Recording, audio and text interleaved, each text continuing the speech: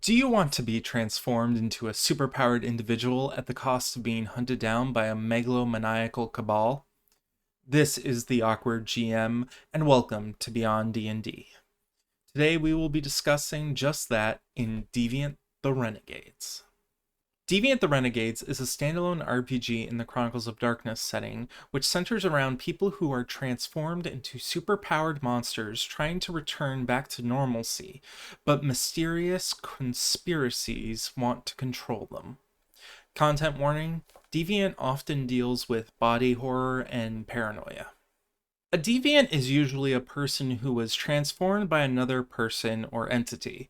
Sometimes deviants are created by themselves. The term for these creators is progenitor. Deviant is much more open to interpretation than other splats. The way to create them is varied, and the resulting powers even more so. Magic, science, or even freak natural events can all create deviants. As a result, the deviants gain superpowers called variations. These powers come at a cost, called scars, that I'll go over later. Deviants are often hunted by conspiracies that wish to use their power for the conspiracy's own goals. Sometimes these conspiracies were the ones that created the deviant in the first place, or other times they have discovered that the deviant could be an asset in their employ. Deviants who choose to run away from conspiracies are called renegades, while those who choose to side with them are called the devoted. Instability is when a deviant loses control of their powers and emotions. Those who cut themselves off from humanity go through this much quicker, which causes a deviant to amass scars rapidly until they die. Deviants need human contact to maintain their stability. Some may reach a state of catharsis where they feel secure, but sooner or later a conspiracy catches up with them and that safety is lost. These are all shows that I think might touch on what being a deviant is like in-game and could possibly help inspire you to run your own deviant game. I highly recommend checking these out if you have time. Deviants are often in hiding, and the lucky ones who can pass for human may try to return to their old lives, but the conspiracies are always watching. Since deviants are such a broadly defined term that can include people transformed by anyone, that doesn't really give them a single culture. A cohort is a designation for a group of renegades and their allies. This works well at incorporating other splats into deviant as well. The rulebook gives a couple of options for how deviants establish themselves in the world. They may be homeless or move frequently, they could live in remote areas, or perhaps turning to criminal activities for protection. Trying to live a truly normal life can only last so long before a conspiracy agent tracks you down. You can do it, but know that your family and friends you establish may have to be abandoned as soon as the conspiracy finds out about them. Now for the rules. Threat level is determined by the game master at the start of game and dictates the power level of the campaign. A threat level of mutation only gives players 2 magnitude dots to spend, whereas metamorphosis gives 15. These magnitude dots are used to purchase abilities. Origin is how your deviant got their powers. Clades is the type of deviant your character is. Variations are the powers your deviants use. During character creation, you spend magnitude, determined by the threat level, to buy variations. Scars are the downside and cost to using variations. Scars can be attached to any number of variations. Forms are an optional feature that allow more flexibility to how your deviant's powers behave. Amalgams are deviants combined of 2 or more sapient beings. Self-made are deviants who are their own progenitor. Symbiotes are deviants whose variations have their own minds. Transmissible are deviants that can spread their transformation to others, like a disease. Loyalty touchstones are the positive relationships in their lives. Loving spouse, friend who helped them when they went on the run, or a witness of their abilities who sympathizes with them. Conviction touchstones are the negative relationships in their life. The evil progenitor that created them, the traitor that sold them out to the conspiracy, or the abusive caregiver that kept them complacent. Exclamation starts at 0 and represents how you've come to terms with your deviant condition. Stability shows how in control your deviant is with their powers. If they completely fill the stability tracker with severe instability, their power is dialed up to 11, and unless they kill one of their conviction touchstones, they will die. If you'd like to play a tabletop RPG but don't have a GM, consider hiring Warlock Sanctum Games. They are currently running games for Scion, Chronicles of Darkness, Middle-earth, and Lord of the Rings. Links in the description below. Conspiracies can run the gambit of types. Ones listed in the book include governments, corporations, cults, high society, and criminal groups. But don't limit yourself. A neighborhood watch or a high school science club could be a conspiracy. Similar to NPCs, conspiracies have stats as well. Standing is how influential the conspiracy is. Nodes are the various outposts, subsidiaries, and subfactions that make up the conspiracy. Linchpin is the leader of one of these nodes. Icons are the powers that a particular node can do. Game-wise, this is usually a facility that can mimic a supernatural power like mind control, or a facility that creates sleeper agents.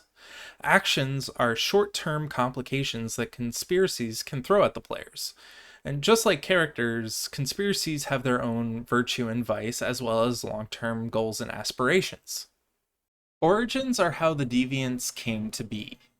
Autoerges, the elect, those who chose to become deviants willingly, even if they didn't realize what they were signing up for. Epimorphs, volunteers, were those who were convinced to become deviants through promises or coercion. Exomorphs, or the unwilling, were those who were turned against their will. Genotypal, or the born, were those who were born or created into deviant. Pathological, the accidents, those who were turned into deviants via unforeseen circumstances. In this case, these deviants don't usually have progenitors. Clades are what type of deviant they are. Usually this means what type of powers they manifest. Syphilists are psychics, deviants that use mind powers. Chimeras are hybrids. They're deviants that are combined with a foreign species, such as animals, plants, parasites, aliens, etc. Coactives, infused, are deviants that use powerful energies such as electricity, radiation, angelic light, or demonic darkness. Invasives are cyborgs, deviants that are combined with inorganic matter. Mutants, or grotesques, are deviants whose flesh has been modified by their transformation. Variations come in many shapes and sizes. I won't go into detail about what they can do because literally they can be used to recreate any superpower, but variations come in many forms. Directed variations are like your standard point and shoot abilities. Every variation has different levels that grant different abilities, so discrete means you only get one of those abilities at the level you paid for. Overt is hard to hide. Perpetual is always on, reflexive is quick to use, subtle can be easily hidden. Tiered is the opposite of discrete. You get the ability you paid for and everyone that is lower cost below it. Toggled is when an ability can be switched on or off. Scars are the limitations placed on variations. Some of these are restrictions while others are costs. Every variation is linked to a scar. These scars range in severity from requiring concentration, having ammo, causing damage to the user, or being unreliable. Power always comes at a price. Deviant is about customization. You can reflavor the entire book as an X-Men or Bioshock game if you wanted to. The only thing you need to know is that deviants have powers and they have a cost associated with them. The powers are so customizable you probably could make any supernatural creature in it as well. Threat level is the key aspect of Deviant that you need to decide on before characters get generated. This determines how powerful the characters can get, more or less. Unlike other Chronicles of Darkness games, A deviant has a huge range of abilities and degrees of power with those abilities. For instance, at magnitude 1, the camouflage variation only works if the user doesn't move too far or draw attention, whereas at magnitude 5, the user becomes completely invisible, can move while invisible, cannot be detected by the human eye, by electronics, or by any indirect means, such as footprints in the snow or an outline in the rain. None of that. It's perfect.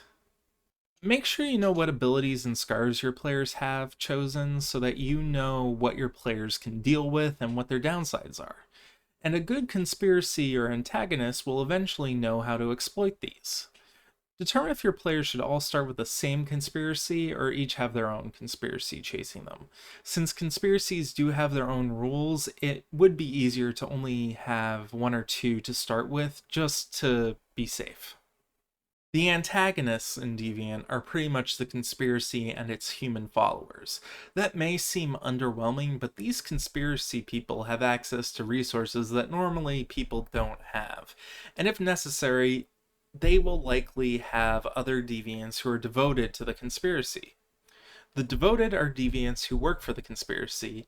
They have been transformed in different ways than the players, such as being prototypes or upgrades of the process. They usually have some connection to one of the players, as well as a few mechanical changes to help them stick with the conspiracy. Manticores are animals that were transformed into deviants. They usually are less intelligent than human deviants, but are often used as hunters or guard animals. It's not said in the book, I think, but my assumption is a storyteller can create these by applying the Deviant Template onto an animal stat block. Ferals are deviants that can barely control their powers. They often will create disruptions and be hard to contain. Sometimes conspiracies will use ferals as they have a lot more power than others. Most of the time, ferals created by conspiracies become targets for termination instead. Think of deviants as the more stable version of ferals. If I'd run Deviant, I'd like to keep my players at the low end of the power curve, as I think that makes things more challenging and leads into a more survival-based game. I'd like to center the game on at least two conspiracies that are trying to compete with each other in apprehending the players. I'd also let the players describe how they are staying off these conspiracies' radar. I'd likely have the conspiracies at least know of the existence of people with specific abilities, if not who they actually are. Of course, this depends on if the conspiracy created them or not. I'd plan on at least for one session where one of the conspiracies is on the lookout for a freshly made deviant that's not part of the party. One of the conspiracies is looking for this deviant, while the other purposefully released it in order to lay down a trap. The deviant will be revealed to be an unintelligent chimera that has a tracking device in it in case the players or the rival conspiracy takes it back to their base. Depending on how the players approach it, they could befriend it and remove the tracker, or kill it, or let the other conspiracy capture it. There are many ways for this to play out, but the main appeal is to show to what lengths these conspiracies will go to locate their prey. If you'd like to fund my own conspiracy, please consider tipping me on Ko-fi. To participate in the conspiracy without Dosh, please click the like and subscribe buttons. At the moment, there aren't any Deviant the Renegade podcasts I'd recommend, but if you know of one, please mention it in the comments below. I hope this video has helped you better understand Deviant the Renegades. Thank you so much, and have a good one. I don't know what it was, but back in the 90s and 2000s, there were a lot of shows about individuals who were wrapped up in a conspiracy that gave them superpowers. For instance, there's John Doe, which I really liked, about a guy who had amnesia, but he knew everything in the world. There was Now and Again, where this guy had his brain transplanted into a body that had super hearing, super healing, and super stamina, so he was like doing everything better than a human would, probably up to the maximum that a human body would be capable of. Jake 2.0 was about a lab tech from the CIA who got injected with nanobots that allowed him to have superhuman abilities and to hack electronic devices remotely with his mind. Dollhouse was about a woman whose mind could be overwritten by other people's personalities. My own worst enemy was one where a guy was having a normal life at being like your typical suburban husband, but then a switch would flip and he'd become an assassin. And that was a pretty interesting one. He found out about this switch, and the organization that ran him was trying to keep it under wraps because if anyone found out, he would be dead. Roswell was another good series. Instead of it being people, though, it was aliens trying to hide in a small town in New Mexico, or Roswell, New Mexico. Uh, and then there's Orphan Black, which of course was about a criminal finding out that she was just one of many other clones. And of course, you have Terminator, in which you have Summer Glau being a Terminator going back in time to save Sarah Connor and her son, whose name John Connor. It almost escaped me, but I got there in the end. All these shows are really good Deviant the Renegade like material to use, so give it a shot. Maybe it'll help you out. Thank you so much for watching, and have a good one.